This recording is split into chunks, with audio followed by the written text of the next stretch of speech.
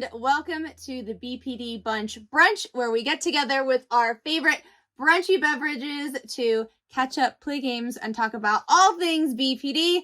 I am your host, Xannie, and today I am here with Mo, and we are going to be interviewing Andrea and special guest, her daughter, Divi.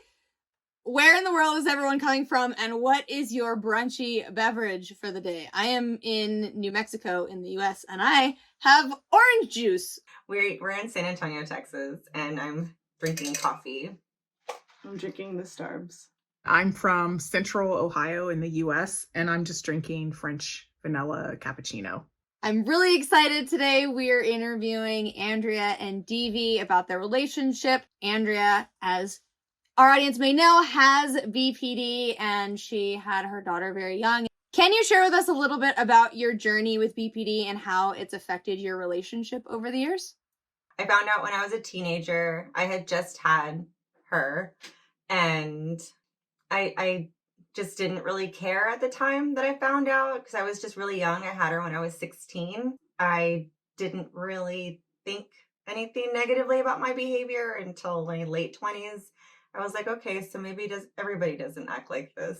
I think that she got to see a lot of, actually, I know she got to see a lot of the episodes, and a lot of the emotions were maybe targeted towards her without me even realizing that I was being that way, or she just saw me acting out. So it wasn't until my early to mid 30s that I started to go into therapy.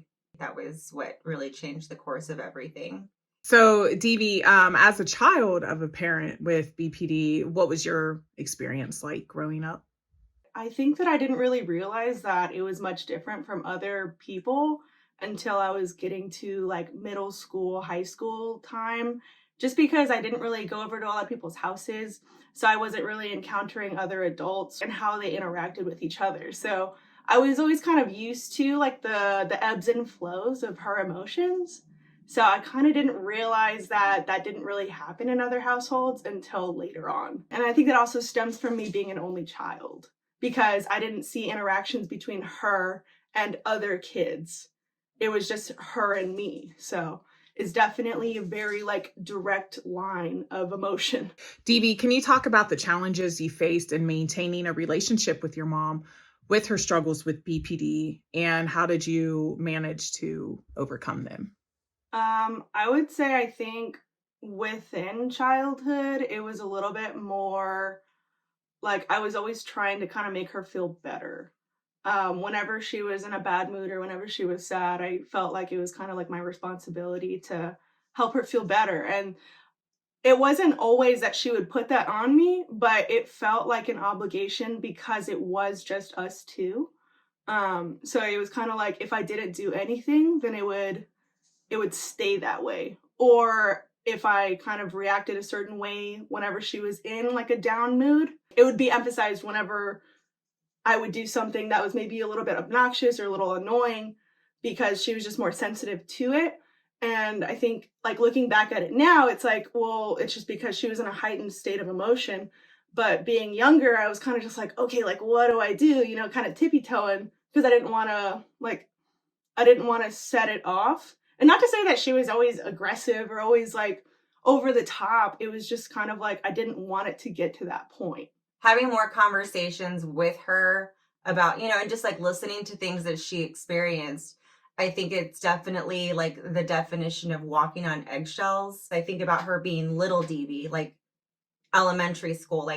If I'm kind of going through a moment and maybe she wasn't responding to me a certain way, I'd be well, you don't care. You don't love me, and I can't imagine what that must have been like for her as a little kid, I think that definitely added to the responsibility of, I felt like I had to prove myself. I felt like I had to kind of show her no, I do love you. I would never abandon you. I would never want you to feel this way or feel like I didn't care about you. So it reinforced the behavior of seeking her approval, seeking maybe I did clean, but it wasn't up to par. So the next time that I would clean, then I would try to do it every little detail, everything that I could think of that she would look at. I would try to do it as good as I could. That way she would be satisfied. And I didn't really look at it as stress until later, I guess. When you say until later, what does that, like, how did that come up later? I would say more like high school age. That was whenever I started getting like more independent. I was riding the VIA bus to school. I had a lot of alone time in between leaving home and getting to school. I had like this moment, right? And it would be the same thing after school whenever I would be on my way home or on my way to my job, whatever it was. So it would be a lot of like, in a way, like, and I don't mean this in an ugly way, but it would be kind of like peaceful because I'd be like alone. So I wouldn't have to worry about anything except for doing the things that I needed to get done. I think seeing the contrast of like being in my head and being in my own space versus being in like a mode where I'm trying to influence or bounce off of her emotions is kind of like, there's more clarity there. So, Andrea, how are you feeling like hearing her responses? Like, do you feel guilt, shame? Like, what's going on? I have always said I will never know what it was like to be raised by me. I had my own problems with my mom, but I do feel like words hurt more, so, and I know that there's just been like a lot of exchanging of like, well, not exchanging one side, of just things that would just fly out of my mouth, So hearing her answers as an adult, I don't want to say they're hurtful. I think that it's just the truth. They hit. Yeah, it's just the truth. I don't know how else to say it other than that. I mean, do I feel bad? Like I always feel bad, but I've been offered, the grace by her to forgive myself and be reminded that like we're okay now. Let's just go forward. So Divi, is there any point in time at which you recognized like that your mom had BPD or it was like a mental health challenge, and how did that, make certain connections for you? I think like once I was like more like a mid to late teenager, I definitely was more aware of like certain emotional disorders, I guess you could say. What I remember being more familiar with that she had referred to was like explosive anger disorder and bipolar. I did not remember borderline at all that she had referred to. I didn't know that she knew that that was something that was a possibility that she had whenever she was a teenager. So I will say, like, to be completely honest, and I've told her this before too, that it made me actually kind of mad that she knew. Because if she had done something about it at that point, then we would have been able to work through it. And I wouldn't have had like that feeling of like, is this my fault? Then it would be more like, this is what's going on in her head. It's not me, right? But yeah, I think like once she started like working on it later on, it was like, oh, okay, cool. Like she's doing stuff about it. That's cool. And I would say like the only thing that was kind of like tricky about it was that she would still go back and forth. She would be going to counseling, going like to therapy, getting medication, but she would still have like moments that were a little bit intense to say the least. So that was a little confusing, but I think that that's an important thing to acknowledge because it just really shows the reality that like you don't just get cured. Like you have to work, like you have to be consistent, and you have to understand that it's all a process and it's not one that's going to end. It's one that you have to keep on doing. So just one thing I want to clarify for our audience is that at the time when Andrea was diagnosed with BPD, the most prominent prognosis amongst professionals was this is not curable. There's nothing you can really do about it. So, good luck. That was over 24 years ago. I had her 1999. This is the 90s, guys. Mm-hmm. Yeah, and I think like saying it, it's like I'm aware of that, but they don't realize that she had me whenever it was like pre-millennium. So all right. So this is for Divi. Did you have a good support system for when you were growing up and your mom was struggling? I will say that I was fortunate to be very close to my dad's side of the family. Not to say that I wasn't close to my uncle and aunt on her side, but my dad's siblings were just significantly younger, so they were almost like siblings. So as far as support goes, I don't know if they were necessarily direct support, but it was more like a getaway. It was more like these are people that I can spend time with, and these are people that I can have a good time with. And I don't have to worry about how I'm going to make them feel. I think that that was very important because it showed me how people are, it showed me that it's not all like, like tippy-toeing. It can be good. And I think that that's also what made me appreciate spending time with her, because it's like, I know that she's not like that 100% of the time. Like, I know that I can have good times with her. So it was definitely a good thing to distinguish between how they were and how she was, I guess. So, Divi, I know that you lost your dad early. How do you feel like that affected the dynamic with your mom and how you responded to things growing up? I would say that losing him made me appreciate having her. So even whenever she would be the way that she was, I knew that she was my mom, like she was my parent. And I knew what it was to not have. And I never wanted to feel like, I guess, like that the relationship couldn't be repaired. And I think that that's actually probably why I was more influenced to kind of make things better, or like be more willing to repair and be more willing to move on and not like hold grudges, because I know how temporary life is and I know that it can be taken away, Yeah, Divianna had just turned 5 when that happened. So when I hear the way she talks about that, I've been able to think like, oh, okay, so that's how you understand things. And I see it in the way that she talks about maybe like other people, like, she really does appreciate life like as it is right now. But thinking about her being 5, I'm like, that's such a young age to experience that. Divi, did you ever find it hard to forgive your mom? And if so, how did you move past that? Yes, I did find it hard to forgive her at times. It also was difficult because I dismissed my own feelings. I didn't address them. I just internalized and then tried to move on. And there was times where I was a very angry teenager and I was breaking things, like not that she knew of, but like I was like breaking mirrors, like I was punching them. Like I was okay with getting hurt.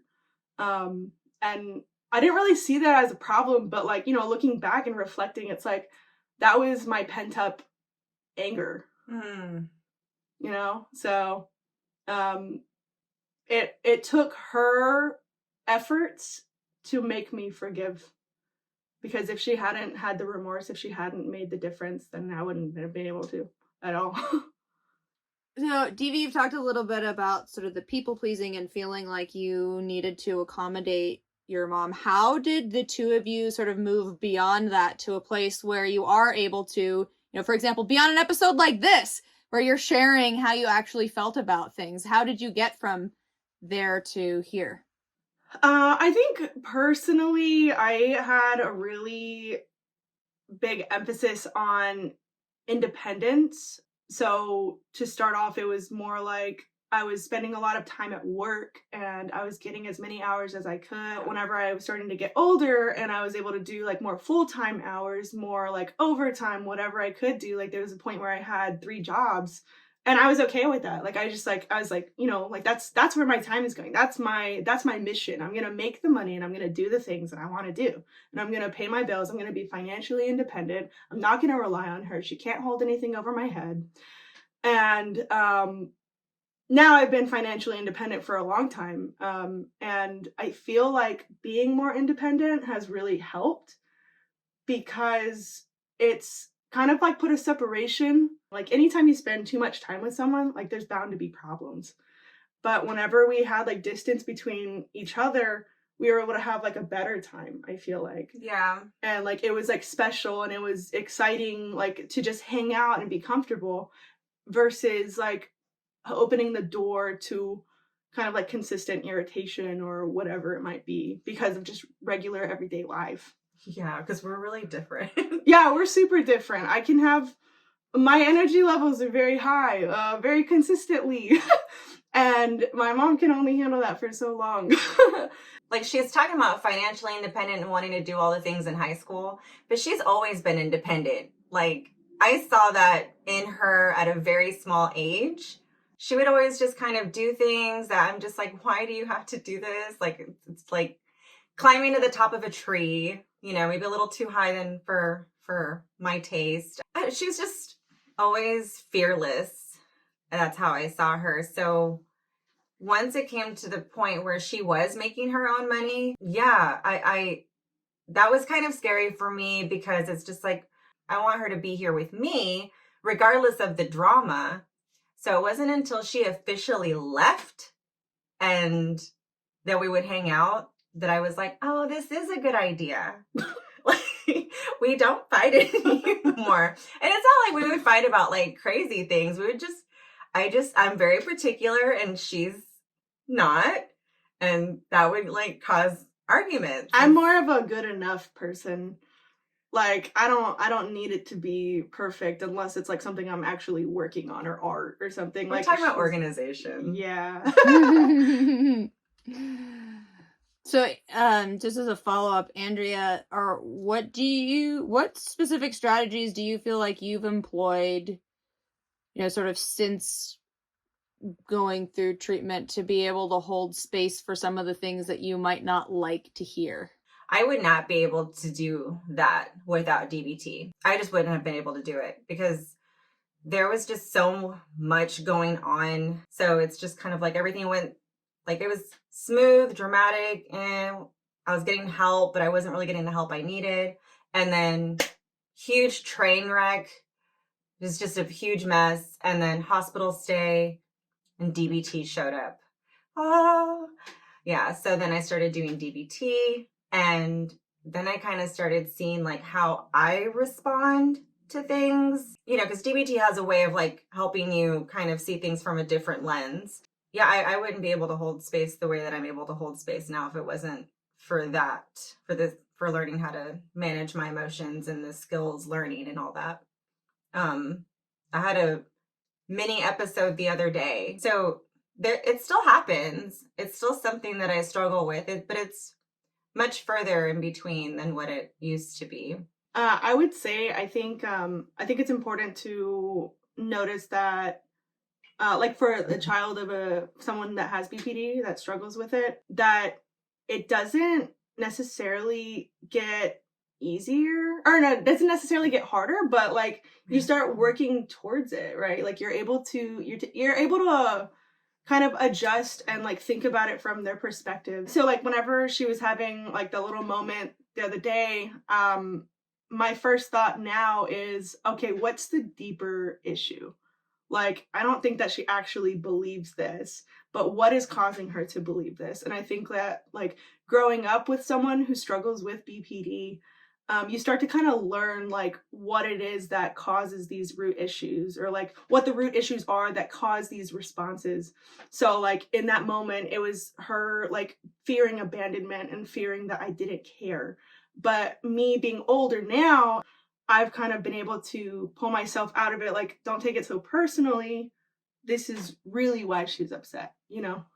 Divi, how do you find a balance between supporting your mom and also setting boundaries for yourself so that, you know, you're not continuing on the cycle of like accommodating her, so that, you know, like you don't want to. I will say that my partner has definitely helped me with that because he comes, because he's come from like a very like emotionally stable family, like not like overly emotional or anything. So having my partner view it like from an outside perspective, it actually kind of, it showed it, I guess it was so much more extreme from like the outside that he realized like I need to kind of help her set her foot down, you know, like don't do that, like you don't have to, you know. It's funny because we get a lot of quotes from you secondhand through Andrea. Like, Oh, on the parenting episode, I think one of the things that she said that you said to her, which that I thought was gold, I mean, harsh, but gold, was just because you say you're sorry doesn't mean it didn't affect me. Yes. Yeah. It's brutal. That face. as far as that particular quote, I don't remember what we were talking about, but I know I was just going on a rampage, and yeah, she said that to me, and it really just kept me quiet. And I want to say it's what ended our phone conversation, where I was like, okay, Yeah. I will let you go. I think in that same conversation, actually, I said something along the lines of like, I accept your apology, but the way that you feel about what you did to me is not my responsibility. I think that was in the same conversation.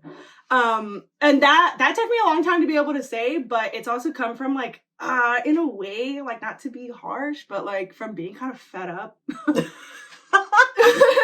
But it's just because it's like, I spent so long, like, I love you, I care about you. But it's like, no, like, you don't get it. I've already told you so many times. I'm sorry. But, I love this, her, though. This is so, well, because, like, it seems counterintuitive because if you want to make someone happy, you're, like, trying to accommodate them. But oftentimes it is actually setting that boundary that helps them the most. Yes. Yeah, when she started setting boundaries, it would piss me off, but because I wasn't used to it, so I didn't know what was going on.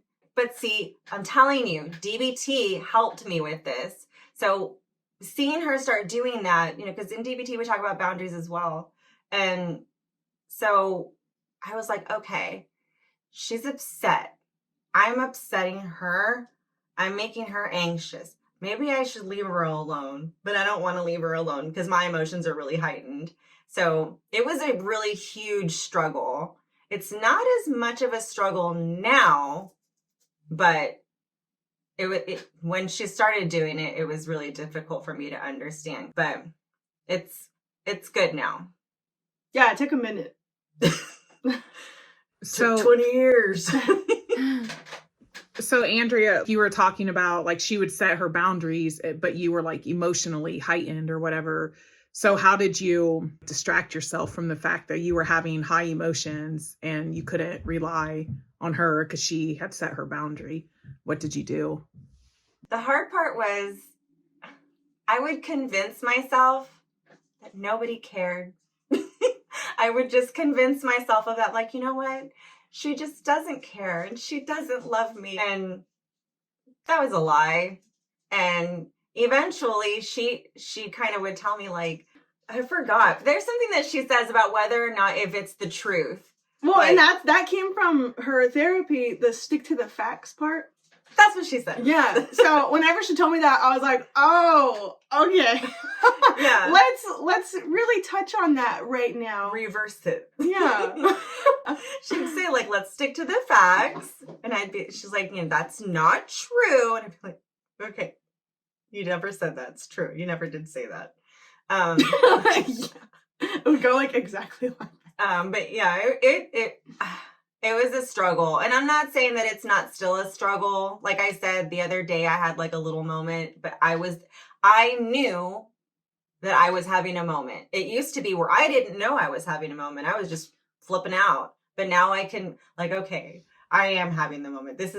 I even told you. You can feel it. Yeah, I even told her, I'm like, I just need to be left alone. Like, and another quote that we always say. Oh, yes. I was just going to bring that up. It's so good. It's from Mommy Dearest. I'm sorry. You didn't even have to quote it. You didn't have to. She told me, "Are you mad at the dirt?" Because there's a scene in the film where, and it's funny because it's about cleaning, and she moves a pot over, and she was like, talking about the dirt on the floor, and then she tells her housekeeper, she's like, "I'm not mad at you. I'm mad at the dirt." So that's something that we say between each other. She'll be like, "Are you mad at me or are you mad at the dirt?" Or I'll say it first. It's not you, it's the dirt. And it really helps. It actually really helps because how we were talking about like the personal responsibility. it helps make me remember it's not me, it's the dirt. It's like psychologically, it's really helped me. I love that so much. Divi, how has witnessing your mom's recovery journey impacted your own understanding of mental health in general and like self-care? So just that it's important. Like mental health is real. The struggles that people go through are real. I think there's like a stigma that mental health is like all in your head. It's not. I've witnessed it. As many times as she's had her extreme negatives, as soon as it's over, she comes to, I would say, and she has remorse. And I think that really makes a difference, because I think whenever you have true remorse like that, you wouldn't behave like that if you had the control. And that's always kind of what's kept me around. Like, not to say that I would just abandon her, but it's what's kept me around, because I know that she doesn't want to behave that way. It can be very frustrating on the outside, and I think it's important for people that are around others that struggle with BPD and that are growing up with family members that are. I think it's important to understand that it's okay to be annoyed, and it's okay to not accept it sometimes. But at the end of the day, like, these people, like, most of the time, obviously there's people that are butts, but most of the time, they don't want to be that way. And that's really important. Because it kind of like, it gives you more clarity and like understanding that they would treat you better if they had the means, which is why it is important, going back again, to go to treatment and get treatment to get you the tools to interact properly.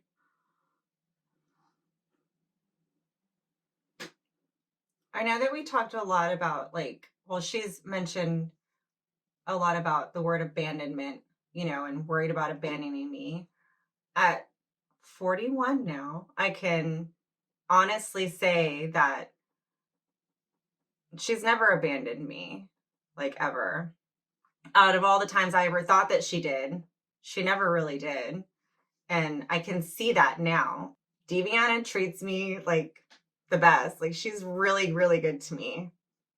So, Andrea, what would you say to someone who feels discouraged or hopeless about repairing their familial relationships due to BPD?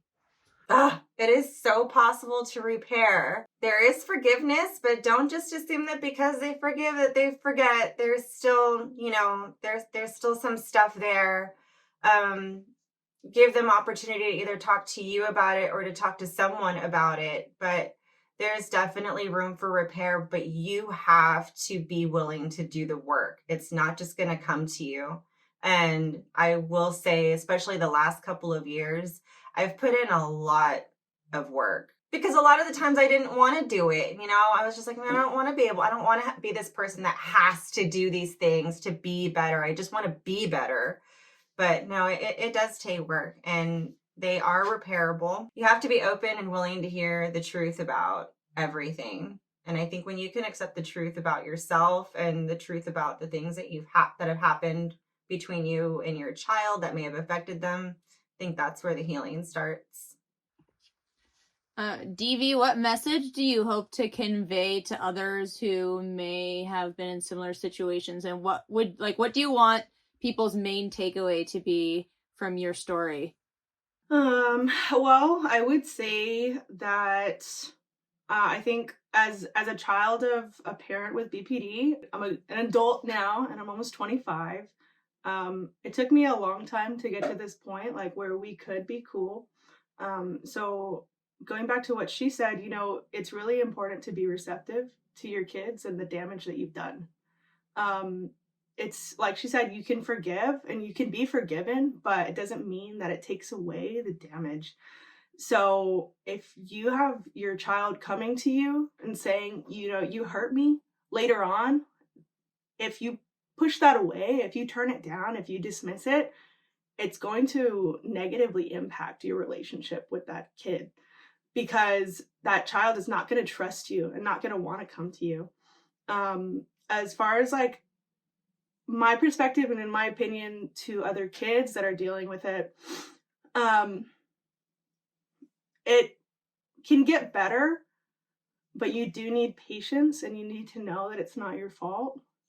You need to know that there is possibility of working it out. There's like a really big trend of kind of like leaving your parents like in the dust because of damage that they've inflicted. And I think obviously there's cases where that's like something that you need to do, but it's not always better to leave the situation. Sometimes it's better to work through it and work it out. That way you can repair that relationship. Yeah, sounds like mutual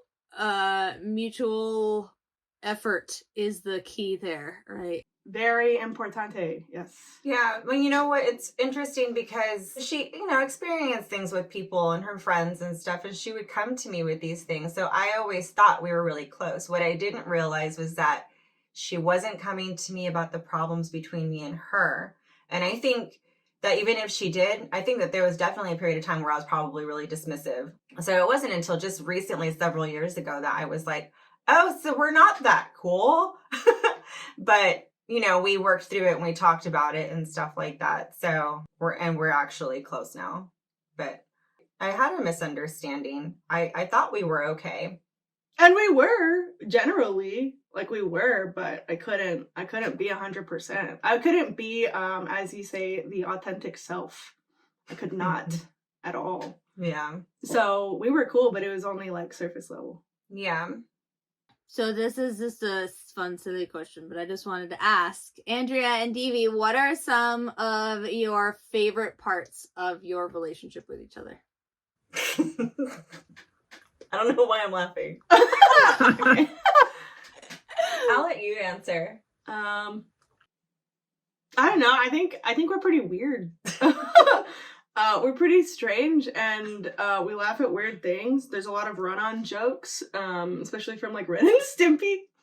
Well, I was gonna say Ren and Stimpy, but I was like, I don't really want to imitate that one because it's really ugly. I think because she was young, like I grew up hanging out with her too. Like it wasn't all bad or anything. But we grew up hanging out. We grew up like choosing DVDs to watch whenever I was younger, and she was like cooking dinner. Like, there's a lot.